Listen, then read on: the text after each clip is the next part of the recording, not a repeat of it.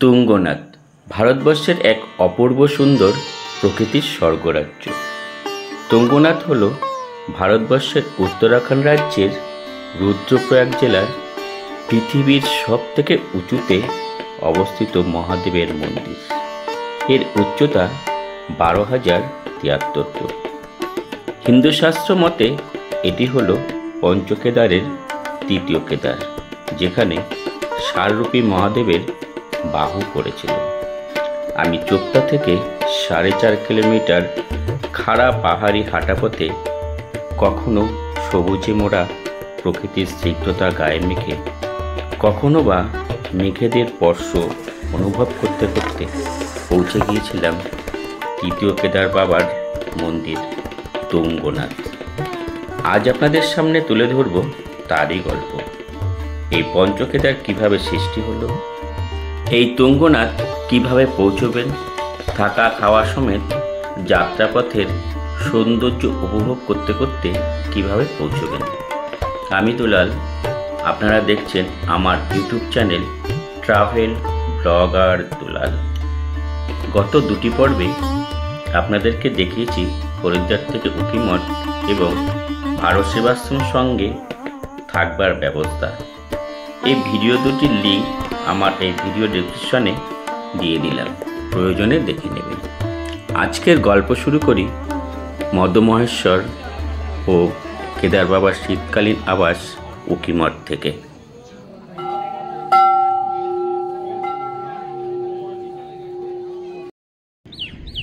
ওহ, কি অপূর্ব সুন্দর আজকের এই সকাল।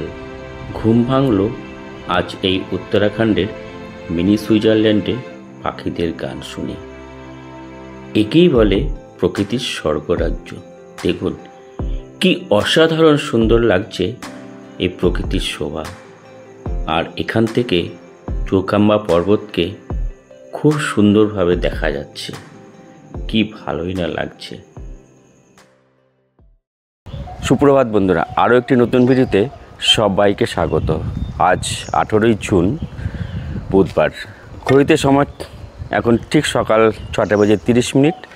আর এই মুহূর্তে আমরা রয়েছি উকিমঠের ভারত সেবাশ্রম সংঘ। আর এই ভারত সেবাশ্রম সংঘ থেকে বেরিয়ে যাচ্ছি। আজকে আমরা যাচ্ছি তুঙ্গনাথ ট্রেক করে উঠব। আর যে সৌন্দর্য সমস্ত কিছু আপনাদেরকে দেখাবো এই ভিডিওর মাধ্যমে। এখন এখান থেকে আমরা প্রথমে জিপ স্ট্যান্ড যাব। জিপ স্ট্যান্ড থেকে গাড়ি ধরে আমরা যাব প্রথমে চোপতা। সেই চোপতার থেকে ট্রেক করে আমরা উঠব তুঙ্গনাথ। তাহলে ভিডিওটা দেখতে থাকুন এবং সাথে থাকুন। সেবাশ্রম থেকে বেরিয়ে এই দিকে যাচ্ছে হলো কি উকিমঠ। আর আমরা কিন্তু যাচ্ছি এই দিকটায়। ভারত সেবাশ্রম সংঘ থেকে উকিমঠের জিপ স্ট্যান্ডের দূরত্ব 200 মিটারের মতো। আমরা মিনিট 10 পায়ে হেঁটে পৌঁছে গেলাম উকিমঠের জিপ স্ট্যান্ড। এই উকিমঠ থেকে আমরা শেয়ার গাড়িতে যাচ্ছি। শেয়ার গাড়ির মাথা পিছু ভাড়া পড়ছে 200 টাকা করে। আর আপনারা রিজার্ভ করেও যেতে পারেন। 1800 থেকে 2000 টাকা পর্যন্ত এরা ভাড়া নিয়ে থাকে। তা চলুন এরপরে আমরা গাড়িতে উঠে যাব। এরপরে চোপতা যেতে যেতে যে পথের যে সৌন্দর্য সেইগুলো আপনাদেরকে সামনে তুলে ধরব। ঘড়ির সময় বলছে 7:40। আমাদের গাড়ি ছেড়ে দিল উকিমঠের জিপ স্ট্যান্ড থেকে চোপতা যাবার উদ্দেশ্যে।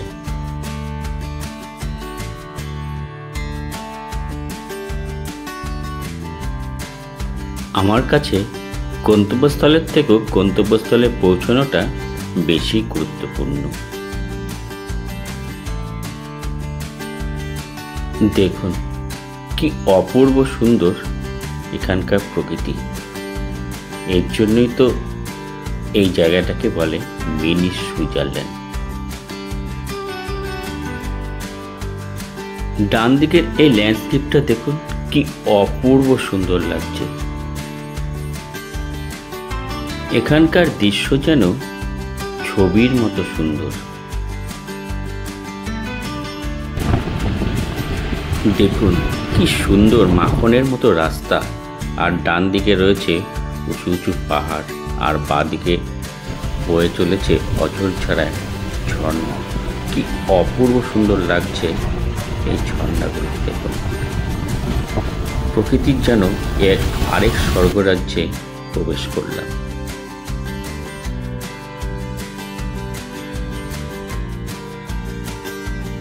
দূরে ওই আকাশের মেঘগুলো দেখুন পেঁজা তুলোর মতো ভাসছে, কি অসাধারণ সুন্দর লাগছে এখান থেকে দেখতে।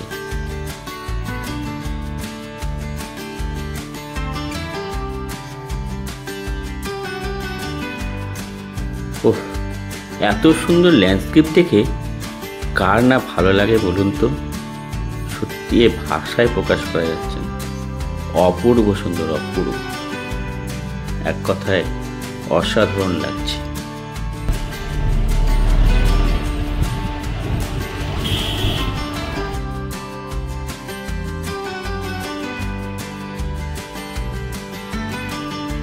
আমরা রাস্তার দুধারে পাইন গাছের জঙ্গল, নদী, পাহাড়, ঝর্ণা, প্রকৃতির অপরূপ শোভা দেখতে দেখতে ঘণ্টাখানেক চলার পর আমরা পৌঁছে গেলাম বানিয়াকুণ্ড। এখানকার প্রকৃতি যেন আরও বেশি সুন্দর করে তুলেছে। দূরে ওই পাহাড়ের উপর মেঘগুলো দেখুন পেঁজা তুলোর মতো আসছে, কি অপূর্ব সুন্দর লাগছে, অসাধারণ। 8:30 আমরা এখন এসে পৌঁছলাম বানিয়াকুণ্ড। আমরা পাহাড়ের কোলের এই নৈসর্গীয় দৃশ্য দেখতে দেখতে এগিয়ে চললাম সামনের দিকে।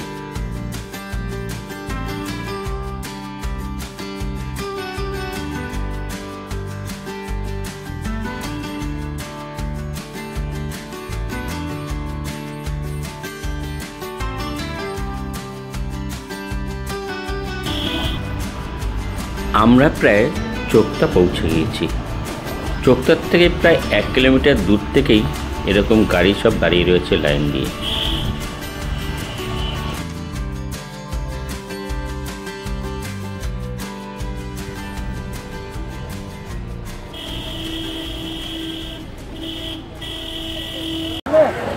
এসে পৌঁছলাম চোপতাতে উকিমঠ থেকে। আর উকিমঠ থেকে আমরা শেয়ার গাড়িতে আসলাম। উকিমঠ থেকে এই চোপতা পর্যন্ত 22 কিলোমিটার রাস্তা অতিক্রম করতে আমাদের সময় লাগলো 1.5 ঘন্টার মতো। আর এখন আমরা কিছু খাওয়া দাওয়া করে নেব, কেননা অনেকটা দূর উঠতে হবে আর মাঝখানে কিছু হালকা খাবার খেতে হবে। আর চলুন আমরা এখানে কি পাওয়া যায় সেটা একটু দেখে নিই। এখানে একটা আছে রাজকমল হোটেল, দেখে এখানে কি পাওয়া যায়। এখানে লাঠিও পাওয়া যাচ্ছে। लाठी कितने रुपए लेते हैं? किराए पे जाता दादा जी 30 रुपये रेंट पे। 30 रुपया। अच्छा अच्छा। और आपके पास क्या क्या मिलते हैं? सब चीज़ है, खाना है। खाने के लिए क्या मिलते हैं बोल दीजिए। चावल, रोटी, सब्जी, पराठे, मैगी। मैगी और पराठा कितने लेते हैं? उसके लिए सुविधा हो जाएगी। 50 रुपये का है, मैगी 60 की है। अच्छा, और जो दाल चावल मिल्क कितना लेते हैं? चावल 100 का है, थाली 150 की है। अच्छा अच्छा, काफ़ी सारे आइटम है, सब सारी आइटम। তো আমরা দুজনা রয়েছি, আমরা একজনা আলু পরোটা এবং ম্যাগি, আমি খাবো ম্যাগিটা আমার বেশি পছন্দ, নিয়ে নিয়েছি। আর লাঠি আপনারা এখান থেকে নিয়ে নিতে পারেন, 30 টাকা করে লাঠি নিচ্ছে। তো চলুন আমরা এখন আজকে খাবো ইন্টারন্যাশনাল ফুড ম্যাগি।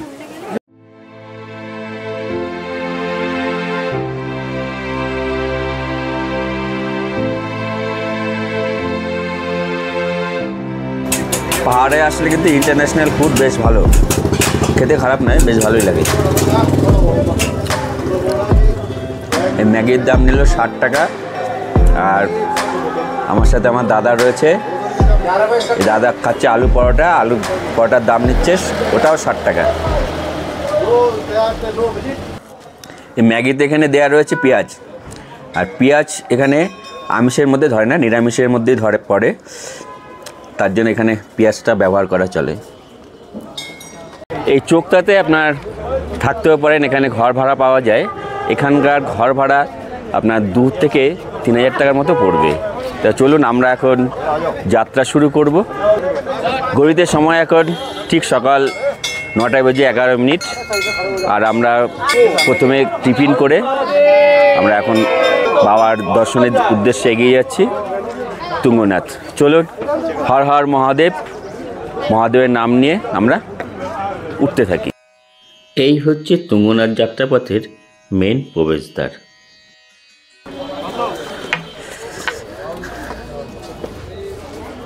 জয় বাবা তুঙ্গনাথ। বাবা তুঙ্গনাথকে প্রণাম জানিয়ে আমি যাত্রা শুরু করলাম।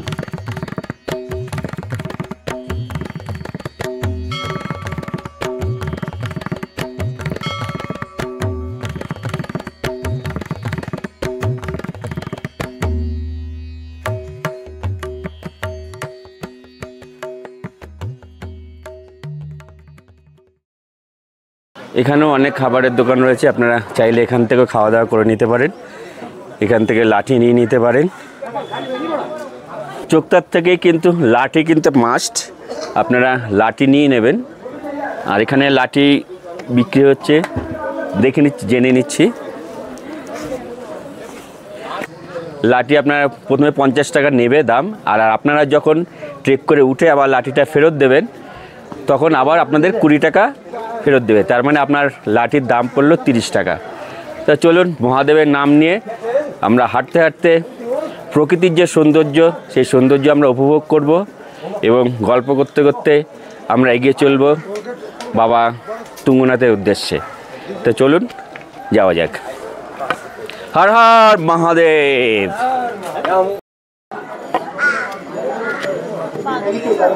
কিছুটা এগিয়েই আপনারা ঘোড়া পেয়ে যাবেন।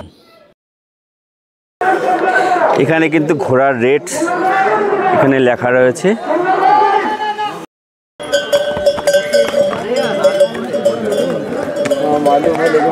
भैया घोड़ा के लिए आप कितना लेते ऊपर तक?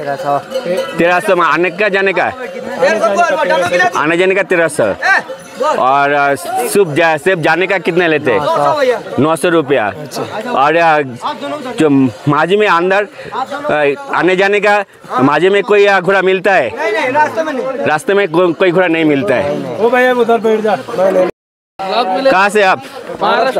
महाराष्ट्र। तुंगनाथ ट्रेक हो गया? बाबा का दर्शन हो गया? कैसे लगा? अच्छा, थैंक यू। जय तुंगनाथ, जय केदारनाथ। এই চোক্তা থেকে আপনারা ঘোড়া, যারা ঘোড়ায় যেতে চান, ঘোড়া কিন্তু নিয়ে নিতে পারেন। ঘোড়ায় যাওয়া এবং আসা এখান থেকে পুরো সরকারি রেটই রয়েছে 1300 টাকা।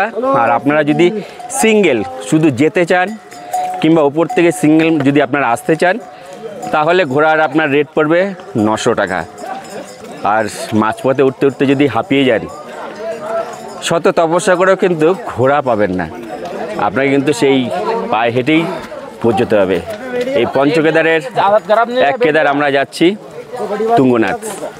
তা চলুন আস্তে আস্তে যেতে যেতে আপনাদের সাথে গল্প করতে করতে এবং তুঙ্গনাথের যে ঐশ্বরিক দৃশ্য সে আমরা উপভোগ করতে করতে পৌঁছে যাব আমাদের পঞ্চকেদারের তৃতীয় কেদার তুঙ্গনাথ।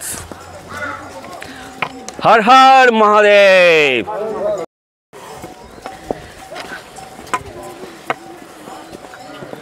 এই চোক্তা থেকে আমাদের তুঙ্গনাথ পর্যন্ত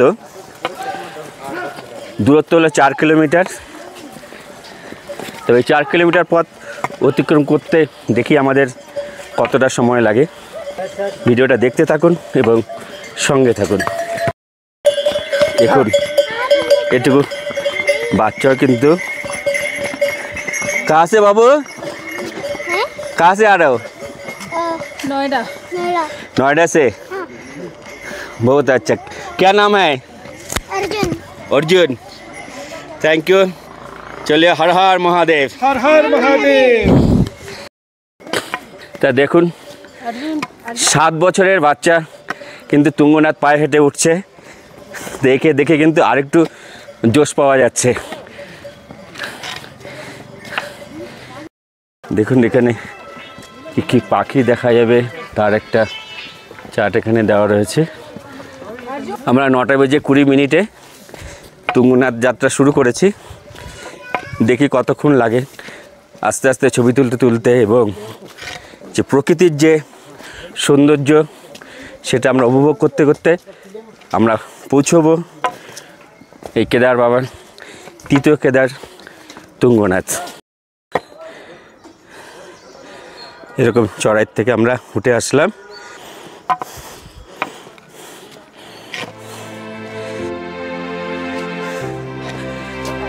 হর হর মহাদেব, মহাদেবের নাম নিয়ে নবদ্বীপ ধাম। আমার দাদা কলকাতা থেকে। আপনি কোথা থেকে? আপনিও কলকাতা থেকে?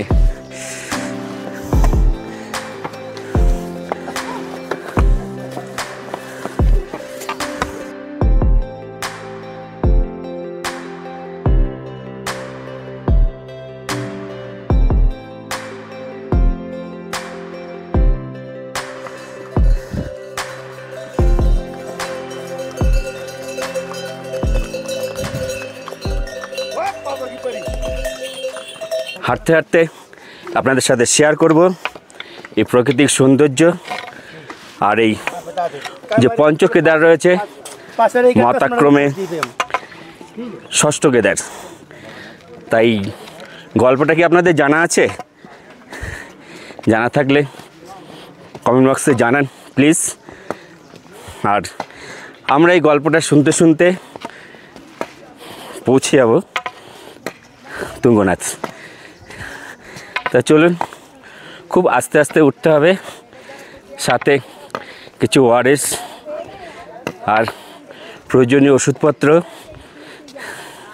এবং কিছু ড্রাই ফ্রুট নিয়ে নিতে হবে তুঙ্গনাথ ওঠার জন্যে। তো চলুন, খুব তাড়াতাড়ি উঠবো না, আস্তে আস্তে ট্রেক করে উঠবো। এরকম উপরে উঠতে উঠতে আপনারা পেয়ে যাবেন বুরাস আর এরকম মালটা জুস, লেবু পানি। দেখুন, সত্যি এক অসাধারণ ভিউ এখান থেকে দেখা যাচ্ছে। দেখুন কি অসাধারণ সুন্দর এখানকার ভিউ, যেন মনে হচ্ছে কোনো ফ্রেমে বাঁধানো ছবি। ওই দূরেই দেখা যাচ্ছে চৌখাম্বা পর্বত। 2 থেকে 300 মিটার পথ আমরা এগোতেই দেখতে পেলাম সবুজ গালিচায় মোড়া সুন্দর একটি ভ্যালি।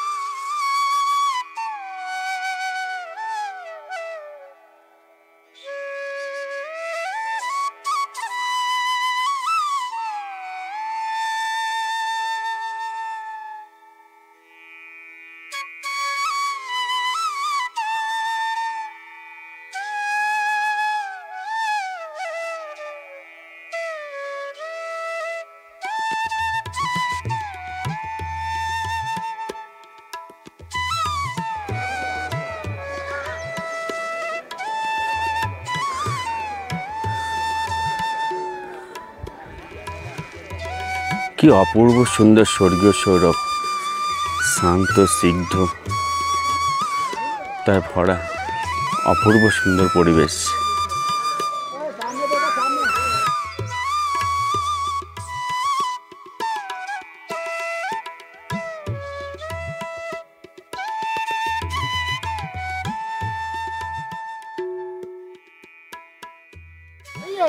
ভীষণ চড়াই, খুবই কষ্ট হচ্ছে।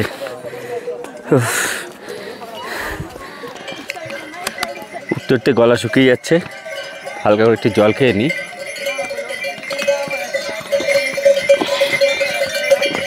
ওআরএস নিয়ে এসেছি, ওআরএসটা পরে মিশাবো।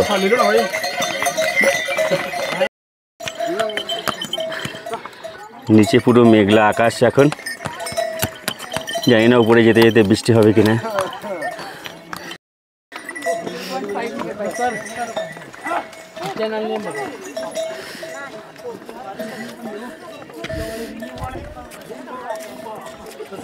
ওয়েদার কিন্তু ভালোই ঠান্ডা রয়েছে। আমরা তো হেঁটে আসছি, যার জন্য কিন্তু আমাদের ঘাম ছুটে যাচ্ছে আর গরম লেগে যাচ্ছে। তো চলুন আস্তে আস্তে উপরে উঠে যাব আর আপনাদের এই যে পঞ্চকেদার কীভাবে হলো সেই কেদারের গল্পটা আপনাদের সাথে শুনিয়ে দেবো। তা চলুন আস্তে আস্তে গল্পটা শুনতে শুনতে আমরা উপরের দিকে উঠে যাই।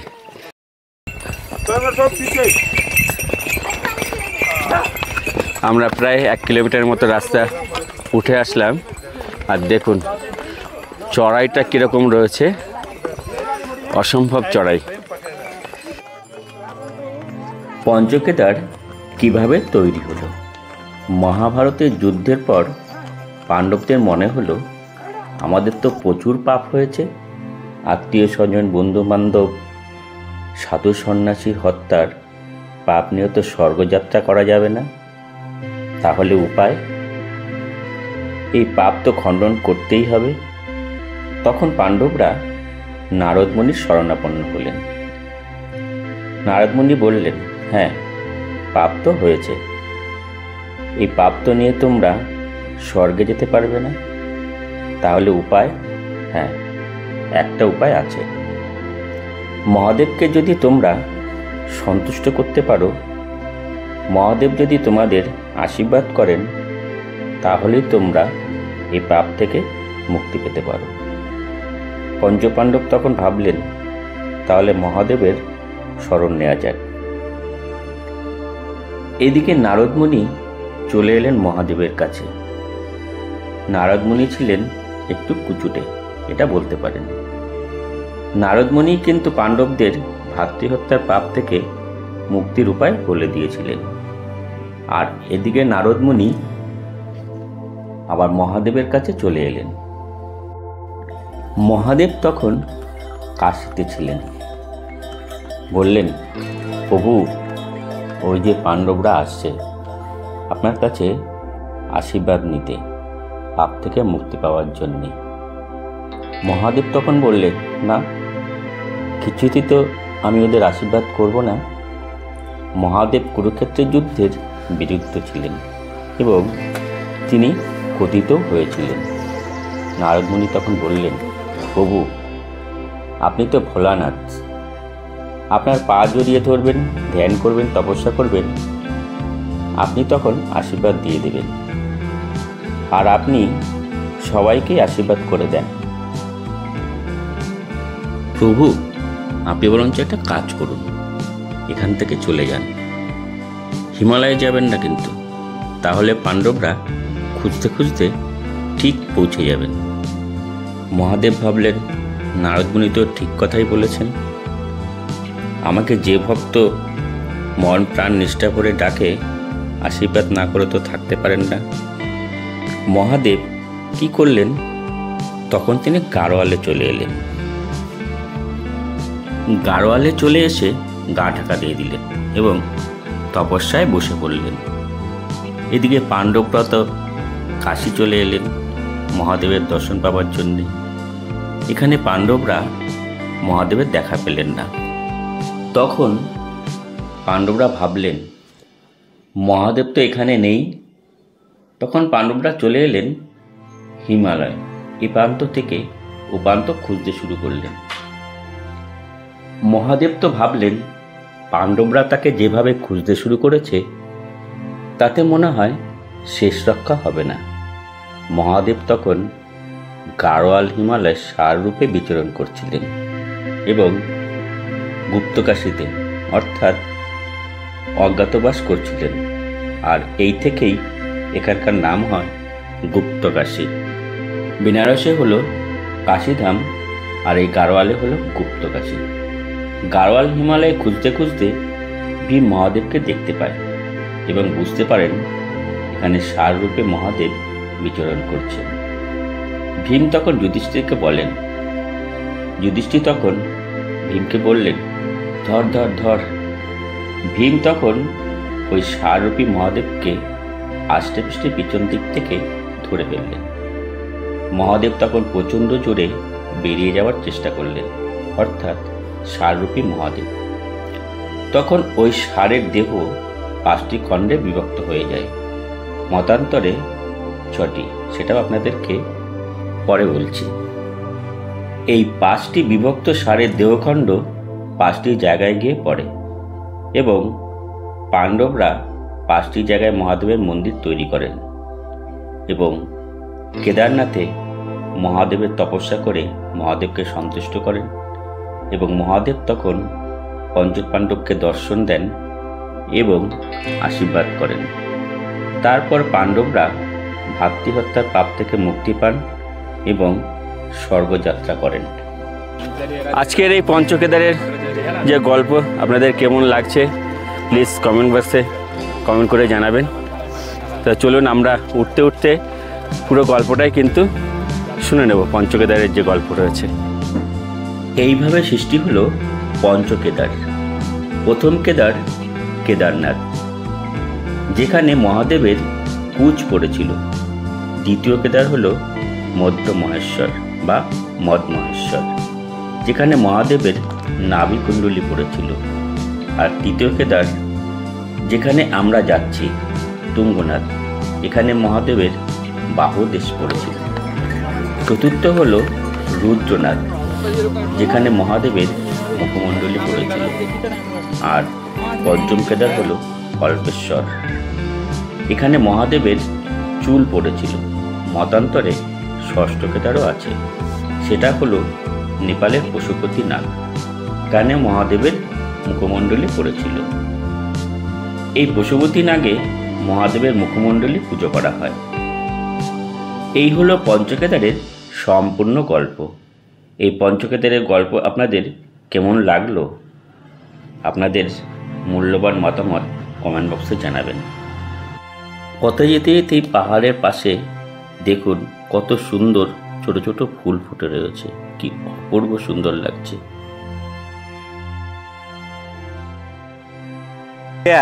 बहुत ज़्यादा बहुत चढ़ाई है, मन कर रहा है अभी जाऊँगा ना लेकिन इतना आ गया हूँ तो जा रहा हूँ। হ্যাঁ বাবা के पास जाना ही है। চলুন, কষ্ট হলেও কিন্তু পৌঁছতে হবে। দেখুন এখনকার রাস্তা কিন্তু আরও উঁচু রয়েছে।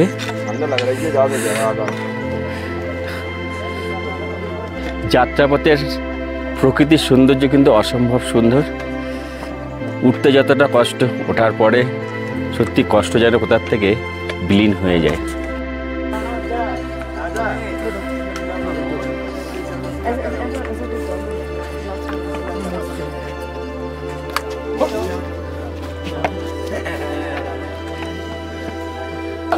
भाई साहब एक पिट्टू में आप कितने लेते हैं?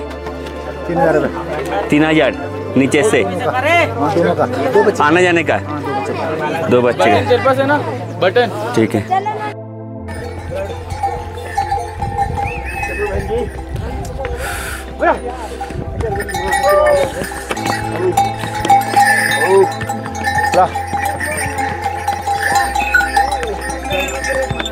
কিছুটা উঠছি আর কিছুটা রেস্ট নিচ্ছি, তার সাথে আপনাদের সাথে তুলে ধরছি এখানকার যে সিনিক বিউটি রয়েছে, যে সুন্দর সুন্দর যে দৃশ্য রয়েছে, সেইগুলো যতটা সম্ভব তুলে ধরার চেষ্টা করছি। এই চারিদিকেই রয়েছে কিন্তু মেঘ, মেঘগুলো কিন্তু গাছের মধ্যে দিয়ে উড়ে বেড়াচ্ছে, আর আমরা মেঘ চিরে কিন্তু উঠে যাচ্ছি তুঙ্গনাথের পথে।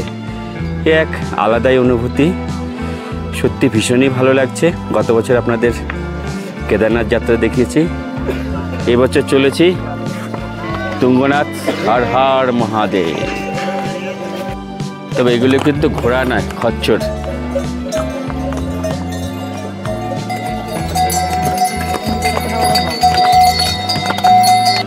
আমরা তুঙ্গনাথ যাওয়ার পথে অনেকটাই টপে উঠে এসেছি, আর এখন আমরা পৌঁছে গেছি। এখানে গণেশজির মূর্তি রয়েছে, তাই চলুন প্রথমে আমরা শ্রী গণেশজিকে দর্শন করে আসি। এই পাহাড়ের উপরে এখানে শ্রী গণেশজি বিরাজমান করেছেন। এখানে একটা কষ্টিক পাথরের গণেশজির মূর্তি রয়েছে।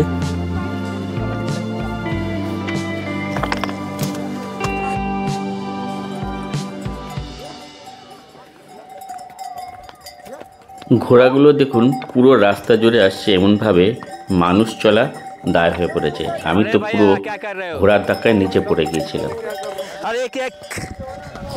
আমরা প্রায় মন্দিরে পৌঁছে গেছি। সত্যি কষ্ট হলেও এখানে পৌঁছে সত্যি একটা আলাদাই শান্তি। শরীর মন প্রাণ যেন মনে হয় সব জুড়িয়ে গেল। এখন যেহেতু পুরো মেঘলা ওয়েদার রয়েছে, পুরো মেঘের মধ্যে আমরা রয়েছি, তার জন্য এখানকার সিনিক বিউটি আপনাদেরকে দেখাতে পারছি না, কিছুই দেখা যাচ্ছে না। আলটিমেট ঘোরা পর্যন্ত কিন্তু আপনাদের এ পর্যন্তই আসবে।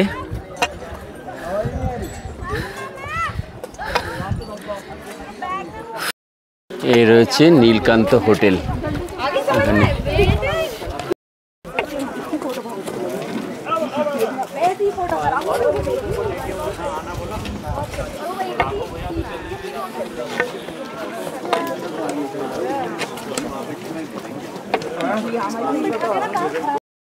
মন্দিরে যেতে রাস্তার দুধারে রয়েছে এরকম প্রচুর দোকান। এখান থেকে পুজোর ডালি সংগ্রহ করে আপনারা পুজো দিতে পারবেন। এই অবশেষে আমরা পৌঁছলাম তুঙ্গনাথের মন্দিরের সামনে। যে গেট রয়েছে সেই গেটের সামনে। এখানে অজস্র ভক্তরা দাঁড়িয়ে রয়েছেন মহাদেবকে পুজো দেবার জন্য।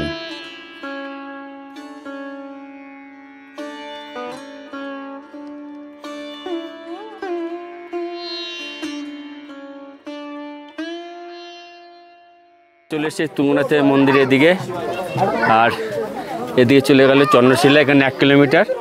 তো চলুন তুঙ্গনাথের মন্দিরের দিকে যাচ্ছি।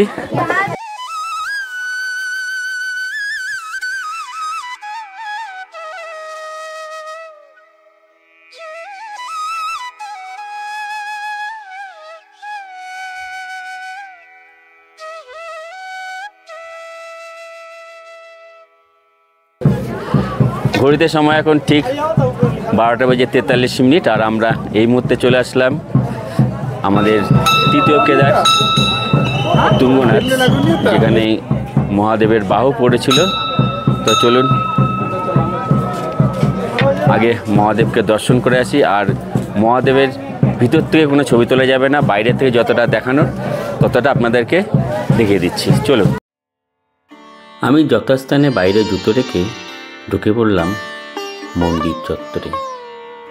মন্দির চত্বরে প্রবেশ করেই মনে পেলাম এক অনাবিল শান্তি। সারাদিনের ক্লান্তি যেন কোথার থেকে দূর হয়ে গেল। এই হলো বাবা তুঙ্গনাথ। আমি বাবা তুঙ্গনাথকে ভক্তিভরে প্রণাম জানালাম। এখন আপনারা এই যে তুঙ্গনাথের মন্দিরটি দেখছেন, পঞ্চপাণ্ডবরা এটা তৈরি করলেও 8ম শতকে এর সংস্কার করেছিলেন শঙ্করাচার্য। পুরাণে রয়েছে শঙ্করাচার্য সকালে থাকতেন বদ্রীনাথ ধামে এবং বিকেলে থাকতেন কেদারনাথে, মাঝখানে মধ্যমহেশ্বরে বিশ্রাম করতেন। কিভাবে শঙ্করাচার্য এখানে এই স্থানে যাতায়াত করতেন সে তত্ত্ব আজও অজানা।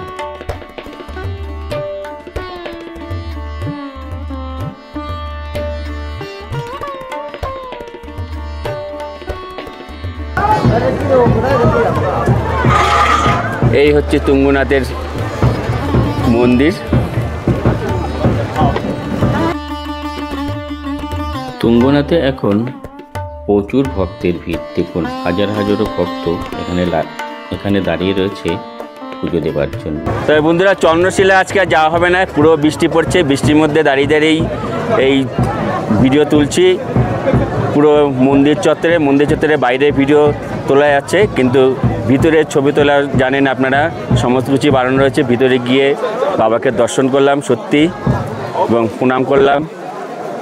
এই যে উঠে এসেছে 1273 ফুট, যে সব থেকে বেশি উচ্চতম যে ট্রেক এই তুঙ্গনাথ, উঠতে যা কষ্ট হয়েছে এখানে এসে সত্যি মনটা শান্ত হয়ে গেল। একদম বাবাকে দর্শন করে মনটা ভরে গেল। এক মুহূর্তে যেন শরীরের সারা কষ্ট দূর হয়ে গেল, ভীষণই ভালো লাগলো। সামনে রয়েছে নন্দী মহারাজ আর ভিতরে রয়েছে তুঙ্গনাথ বাবা। সামনে রয়েছে নন্দী মহারাজ আর ভিতরে রয়েছে তুঙ্গনাথ বাবা।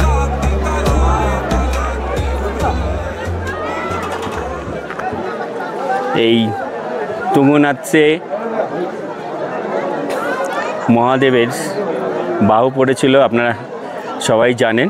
আর আপনাদের এই পঞ্চকেদারের গল্পটা কীরকম লাগলো সেটাও আপনারা কমেন্ট বক্সে প্লিজ কমেন্ট করে জানাবেন।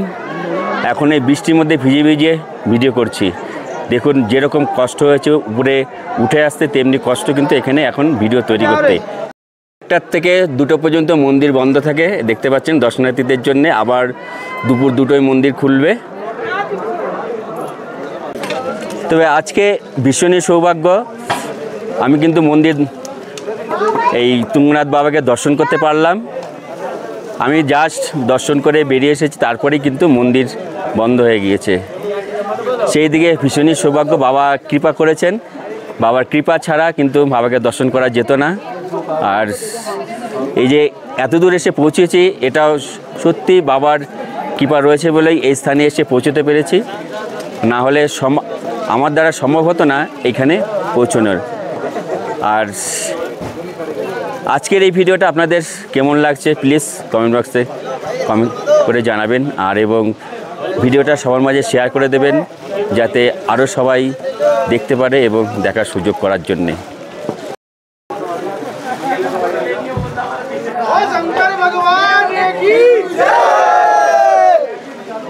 পার্বতী ফতে হর হর মহাদেব।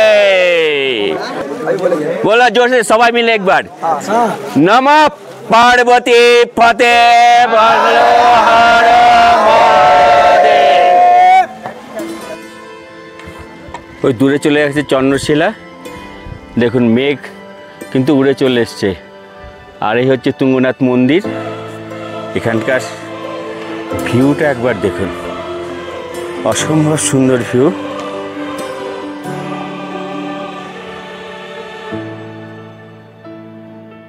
আর আমি দেখুন এখন কোথায় দাঁড়িয়ে আছি, কোথায় এক মুহূর্তে যেন সারা কষ্ট যেন দূর হয়ে গেল বাবাকে দর্শন করে। সত্যি উঠতে, আমি সত্যি কথা বলতে কেদারনাথের থেকেও এখানে এই তুঙ্গনাথে উঠতে কষ্ট পেয়েছি, কিন্তু বাবাকে দর্শন করার পর শরীরের সব কষ্ট দূর হয়ে গেছে। তা আপনারা আমাকে ভীষণভাবে আশীর্বাদ করুন এবং আরও বেশি বেশি করে ভিডিওটা সবাইকে শেয়ার করে দিন, যাতে এই ভিডিওটা সবাই দেখতে পারে। আর এখন দেখুন পুরো চারিদিকে কিন্তু মেঘ মেঘ উড়ে বেড়াচ্ছে, তো মেঘ এখানে।